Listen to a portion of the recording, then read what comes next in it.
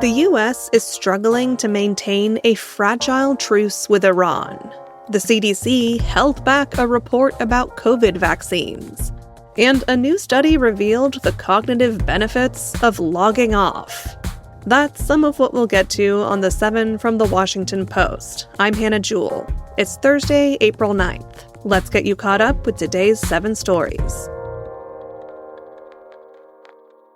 Number 1. Since President Trump declared a 2-week ceasefire with Iran on Tuesday, the status of that deal has been mired in confusion. Both sides are claiming victory, but Iran and the U.S. do not agree on the ceasefire's terms. Trump's goals at the start of the war, like the elimination of Iran's nuclear program and ballistic missiles and regime change, have not been achieved. But the White House is still touting the deal. Here's Press Secretary Caroline Leavitt at a press conference yesterday. Iran could no longer tolerate being bombed or taking the gamble of what was to come following President Trump's 8 p.m. deadline last night. Iran has agreed to open the Strait of Hormuz, and as the president said, we have received a proposal from the Iranians that has been determined to be a workable basis on which to negotiate. While Iran did let some ships through the Strait of Hormuz yesterday, no oil or gas tankers have passed since the ceasefire took effect. Another point of tension is in Lebanon. Israel declared that its assault on Lebanon was not covered by the truce.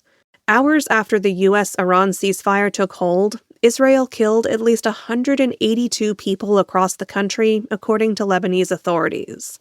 Iran warned of a military response if the strikes on Lebanon did not stop. Negotiations between Iran and the U.S. are expected to begin on Friday. Vice President J.D. Vance is likely to head up the American delegation.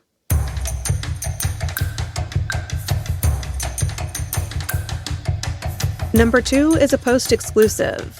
The CDC delayed publishing a report that showed COVID vaccine benefits. The report had been scheduled for publication on March 19th in the CDC's flagship scientific journal, the Morbidity and Mortality Weekly Report. It showed that the COVID-19 vaccine cut the likelihood of emergency department visits and hospitalizations for healthy adults last winter by about half. According to scientists who spoke to the Post, acting CDC Director Jay Bhattacharya delayed it over concerns about its methodology, even though the same methodology has been used many times, including in a study published in the same journal the week before. The delay has raised concerns among current and former officials that information about the vaccine's benefits are being downplayed because they conflict with the views of Health Secretary Robert F. Kennedy Jr. He is an outspoken critic of COVID-19 shots, once calling them the deadliest vaccine ever made, and has taken steps to limit their recommendation. Number 3.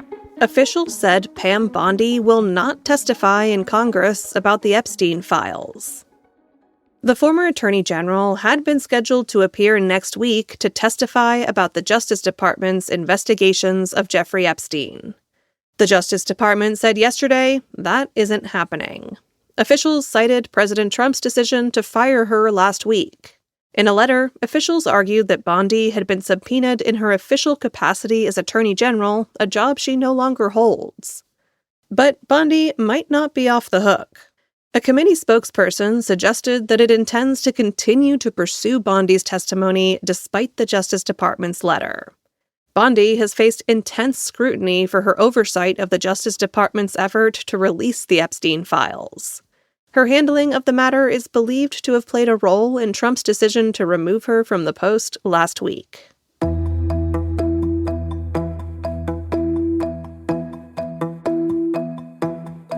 Number 4.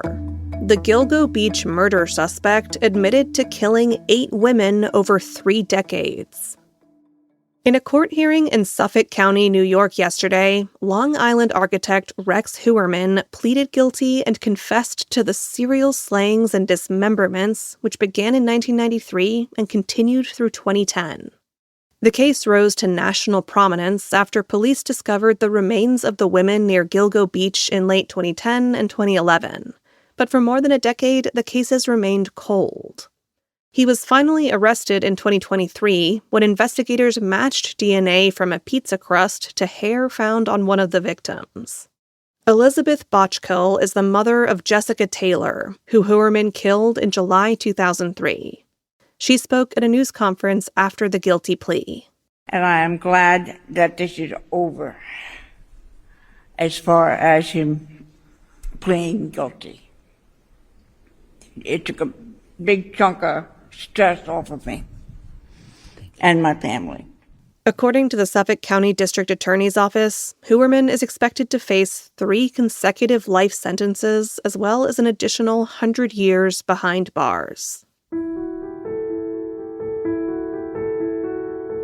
A Supreme Court remade by Trump has ushered in historic defeats for civil rights. That's our 5th story. Trump made 3 appointments to the High Court in his first term, Justices Neil Gorsuch, Brett Kavanaugh, and Amy Coney Barrett, creating a 6-3 conservative majority. Together, they have helped push the court to the right. A post-analysis published this morning lays bare some of the key impacts. The Post examined 270 decisions handed down by the court in its first 5 terms between 2020 and 2024. It found that this court is the first since at least the 1950s to reject civil rights claims in a majority of cases involving women and minorities. The shift brings to an end a streak of successive courts expanding such protections that began during the civil rights movement. The analysis also found that the court has entered a new era of extreme partisanship. No court over the past 7 decades has been as polarized.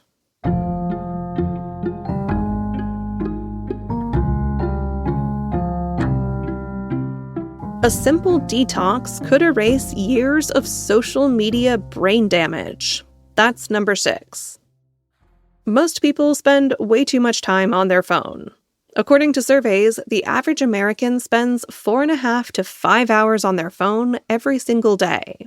Research suggests heavy use of social media and AI could impact your attention and memory. Research suggests heavy use of social media and AI could impact your attention and memory. But a new study with over 400 participants suggests we can reverse some of the damage. For 14 days, people used an app to block the internet on their smartphones, though they could still make calls and text. By the end of the study period, there had been improvements in their sustained attention, mental health, and self-reported well-being. The improvement in attention was the most striking. Participants effectively erased a decade of age-related decline, and the detox had a larger effect on depression symptoms than antidepressants. Even those in the study who cheated and broke the rules for a few days still noticed positive results. Yet more evidence that it's a good idea to log off. And at number 7, a tiny experiment taking place on the Artemis II mission could reshape medicine. As the 4 Artemis astronauts looped around the moon this week, they were accompanied by 4 transparent chips about the size of a thumb drive. Those chips were seeded with the astronauts' bone marrow cells. Scientists plan to compare them to chips that stayed back on Earth after the astronauts splash down tomorrow. Studying the chips will help NASA, which wants to know the effects of deep space on human biology, like exposure to radiation or differences in gravity. That is critical to know as the agency plans to send astronauts back to the moon and beyond. These chips can be used to model different organs, including lungs, livers, and hearts. The hope is that they could also be useful here on Earth, and someday be used to test the effectiveness and toxicity of new drugs. That could help shift away from reliance on animal models that often fail to predict what happens in human biology. So good luck on the return journey tomorrow, astronauts, and keep those chips safe.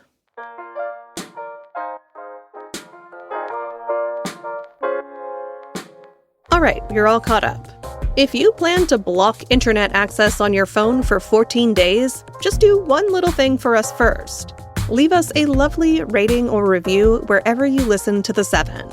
It helps us grow our show. So does telling a friend about the 7, which you can always do face-to-face in a state of blissful cognitive health. I'm Hannah Jewell. I'll meet you back here tomorrow.